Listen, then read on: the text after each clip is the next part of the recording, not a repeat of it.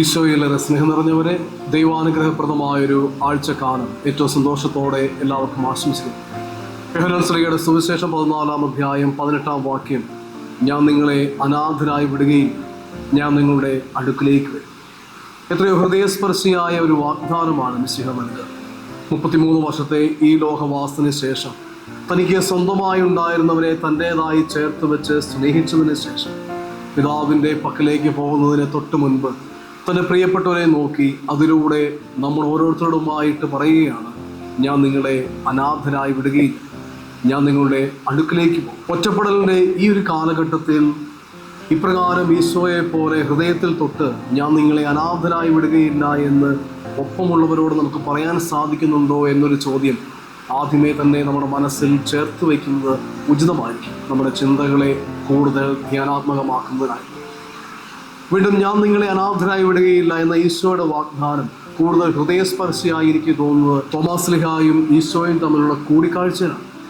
യോഹന്നാൻ ശ്ലീഹയുടെ സുവിശേഷം 20-ാമത്തെ അധ്യായത്തിൽ അപ്രകാരം ഒരു കൂടിക്കാഴ്ച നമുക്കറിവുള്ളതാണ്. കർത്താവിൻ്റെ ഉദ്ധാനത്തിന് ശേഷം 11 പേരുടെ മുൻപിൽ അവിടുന്ന് പ്രത്യക്ഷനാവുന്നു. തോമസ് വരുമ്പോൾ സഹോദരന്മാർ പറയും, ഞങ്ങൾ ഗുരുവിനെ കണ്ടു.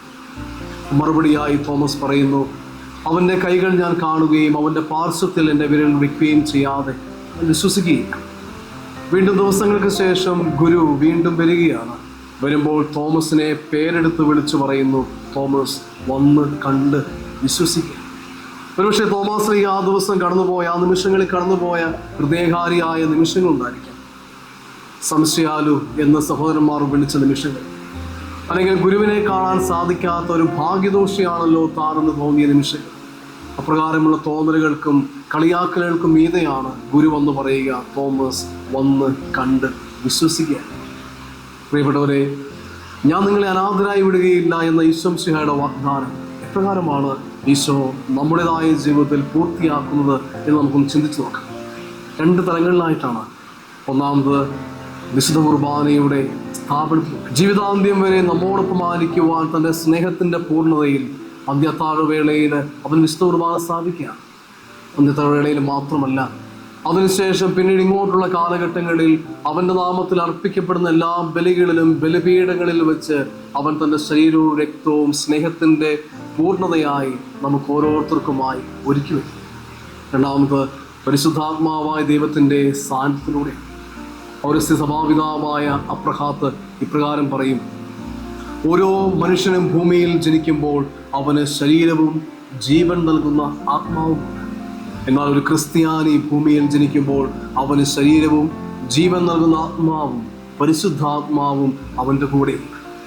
പരിശുദ്ധാത്മാവായ ദൈവത്തെക്കുറിച്ചുള്ള ഈ ചിന്തകൾ ആരംഭിക്കുന്നതിന് മുൻപ് തന്നെ നമുക്ക് മനസ്സിൽ കുറിച്ചു വയ്ക്കാം, സ്ഥൈർലേപനം എന്ന കുദാശ വഴി നമുക്ക് ഓരോരുത്തർക്കും പരിശുദ്ധാത്മാവായ ദൈവത്തെ ലഭിച്ചിട്ടുണ്ട് എന്ന വസ്തുത. പരിശുദ്ധാത്മാവിനെ കുറിച്ചുള്ള ചിന്തകളൊക്കെയും എമ്മാവൂസ് യാത്രയിലേക്ക് എന്നെ കൂട്ടിക്കൊണ്ടു പോകാറുണ്ട്. കർത്താവിൻ്റെ പീഡാസഹനങ്ങൾക്കും മരണത്തിനും ഉദ്ധാനത്തിനും ശേഷം ലൂക്കായുടെ സുവിശേഷം 24-ാം അധ്യായം പറയും പോലെ 2 അപ്പോസ്തലന്മാർ, 2 ശിഷ്യന്മാർ എമ്മാവൂസിലേക്ക് യാത്ര നടത്തുകയാണ്. പോകും വഴി ആ ദിവസങ്ങളിൽ യൂദാ പ്രദേശങ്ങളിൽ നടന്ന കാര്യങ്ങളെക്കുറിച്ച് അവർ ചർച്ച ചെയ്യുന്നു, അവരുടെ അഭിപ്രായങ്ങൾ പങ്കുവയ്ക്കുന്നു. യാത്രാമധ്യേ അപരിചിതനായി മിശിഹ അവരുടെ അടുക്കലേക്ക് എത്തുകയാണ്. അവരുടെ യാത്രയിൽ ഒപ്പം കൂടുന്ന മിശിഹ അവരെ ശ്രവിക്കുന്നു, അവരുടെ ചർച്ചകളിൽ തന്റെ അഭിപ്രായങ്ങൾ രേഖപ്പെടുത്തുന്നു. പിന്നീട് അവരുടെ വാസസ്ഥലത്ത് എത്തിക്കഴിയുമ്പോൾ വചനം വിശുദ്ധീകരിച്ച് നൽകിക്കൊണ്ട്, തിരുശരീര രക്തങ്ങൾ പകുത്തു നൽകിക്കൊണ്ട് യഥാർത്ഥ ജ്ഞാനത്തിലേക്ക് അവരെ തിരിച്ചു. ഈ 3-ാമത്തെ വ്യക്തിത്വം, 3-ാമത്തെ സാന്നിധ്യമാണ് പരിശുദ്ധാത്മാവായ ദൈവം നമ്മുടെ ഓരോരുത്തരുടെയും ജീവിതത്തിൽ. ഈ ലോകത്തിൽ ഞാൻ ജീവിക്കുമ്പോൾ ഈ ലോകവുമായുള്ള എൻ്റെ ചർച്ചകളിലും എൻ്റെ തർക്കങ്ങളിലും എന്നോടൊപ്പമായിരുന്ന് എന്നെ നയിക്കുകയും എന്നെ ബലപ്പെടുത്തുകയും ആവശ്യമായ മാർഗനിർദ്ദേശങ്ങൾ നൽകി ദൈവത്തിൻ്റെ സ്നേഹക്കൂട്ടായ്മയിൽ എന്നെ നിലനിർത്തുകയും ചെയ്യുന്ന ശക്തിയാണ് പരിശുദ്ധാത്മാവായ ദൈവം. പാർക്കലേത. അതുകൊണ്ടാണ് യോഹന്നാൻ ശ്ലീഹയുടെ സുവിശേഷം 14-ാം അധ്യായത്തിൻ്റെ 17-ാമത്തെ വാക്യത്തിൽ കർത്താവ് പറയുക, ഈ ആത്മാവ് നിങ്ങളിൽ വസിക്കുകയും എന്നാളും നിങ്ങളോട് കൂടി ആയിരിക്കുകയും ചെയ്യും. വീണ്ടും യോഹന്നാൻ ശ്ലീഹയുടെ സുവിശേഷം 14-ാം അധ്യായത്തിൻ്റെ 26-ാമത്തെ വാക്യത്തിൽ കർത്താവ് പറയുകയാണ്, എൻ്റെ നാമത്തിൽ പിതാവ് അയക്കുന്ന പരിശുദ്ധാത്മാവ് നിങ്ങളെ എല്ലാ കാര്യങ്ങളും പഠിപ്പിക്കുകയും ഞാൻ നിങ്ങളോട് പറഞ്ഞിട്ടുള്ള കാര്യങ്ങളൊക്കെയും നിങ്ങളെ അനുസ്മരിപ്പിക്കുകയും ചെയ്യുമെന്ന്. പരിശുദ്ധാത്മാവായ ദൈവം നമ്മുടെ ജീവിതത്തിൽ പ്രവർത്തിക്കുക രണ്ട് തലങ്ങളിലാണ്. ഒന്ന്, എന്നിലെ ആന്തരിക മനുഷ്യനോട് സംസാരിക്കുന്നത് വഴി. രണ്ടാം വത്തിക്കാൻ കൗൺസിലിൻ്റെ സഭ ആധുനിക ലോകത്തിൽ എന്ന പ്രമാണരേഖയുടെ 16-ാം ഖണ്ഡികയിൽ ഇപ്രകാരമാണ് സഭ പഠിപ്പിക്കുക: മനുഷ്യന്റെ മനസ്സാക്ഷിയുടെ ആഴത്തിൽ താൻ സ്വയം നിർമ്മിച്ചിട്ടില്ലാത്തതും എന്നാൽ അനുസരിക്കേണ്ടതുമായ ഒരു നിയമത്തെ അവൻ കണ്ടെത്തുന്നു. നന്മയെ സ്നേഹിക്കുവാനും നന്മ പ്രവർത്തിക്കുവാനും തിന്മ ഒഴിവാക്കുവാനും ആ നിയമം അവനെ നിരന്തരം വിളിക്കുന്നു. ആവശ്യമായ സന്ദർഭങ്ങളിൽ അതിൻ്റെ സ്വരം അവൻ്റെ ഹൃദയത്തിൽ മുഴങ്ങുന്നു: ഇത് ചെയ്യുക, ഇതൊഴിവാക്കുക. യെശയ്യാ പ്രവാചകന്റെ പുസ്തകം 30-ാം അധ്യായം 21-ാമത്തെ വാക്യത്തില് പ്രവാചകനിലൂടെ കർത്താവ് ഇപ്രകാരം പറയുന്നുണ്ട്: നീ ഇടത്തോട്ടോ വലത്തോട്ടോ തിരിയുമ്പോൾ നിന്റെ കാതുകൾക്ക് പിന്നിൽ നിന്നും ഒരു സ്വരം കേൾക്കും, ഇതാണ് വഴി, ഇതിലേ പോവുക. പ്രിയപ്പെട്ടവരെ, ഓരോ ഉദ്യമങ്ങൾ നാം ചെയ്യുമ്പോൾ, ഓരോ ഉദ്യമങ്ങൾ നാം ആരംഭിക്കുമ്പോൾ, ഓരോ പ്രവൃത്തികൾ നാം ചെയ്യുന്നതിന് മുൻപും കാതുകൾക്ക് പിന്നിൽ എന്ന പോലെ ഇത് ശരിയാണ്, അത് തെറ്റാണ്, ഇത് അത് ചെയ്യരുത് എന്നിങ്ങനെയുള്ള തോന്നലുകൾ നാം കേൾക്കാറില്ലേ?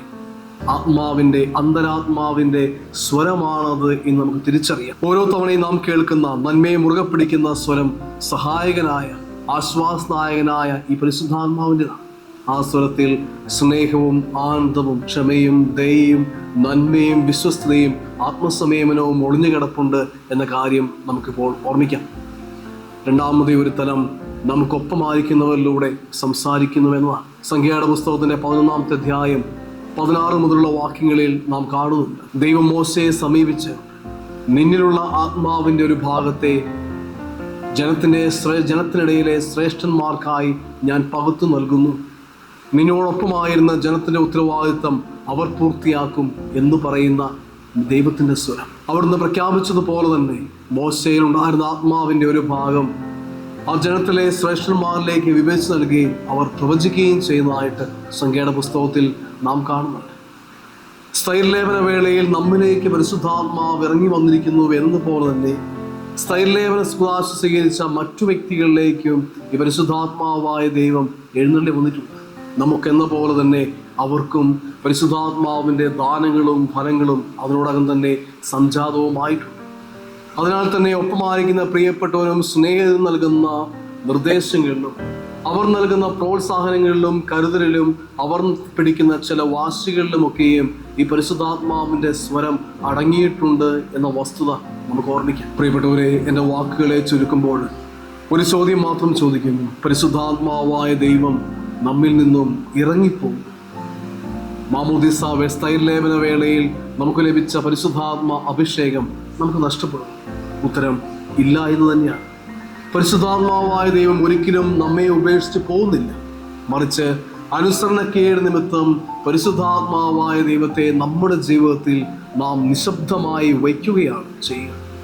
ജെറമ്യാ പ്രവാചകന്റെ പുസ്തകത്തിൻ്റെ 2-ാം അധ്യായം 13-ാമത്തെ വാക്യത്തിൽ പ്രവാചകൻ ഇപ്രകാരം പറയുന്നുണ്ട്: എൻ്റെ ജനം 2 തിന്മകൾ പ്രവർത്തിച്ചു. 1, ജീവജലത്തിൻ്റെ ഉറവയായ എന്നെ അവർ ഉപേക്ഷിച്ചു. 2, ജലം സൂക്ഷിക്കാൻ കഴിവില്ലാത്ത പൊട്ടക്കിണറുകൾ അവർ കുഴിച്ചു. ദൈവം നമ്മെ സമൃദ്ധമായി അനുഗ്രഹിക്കട്ടെ.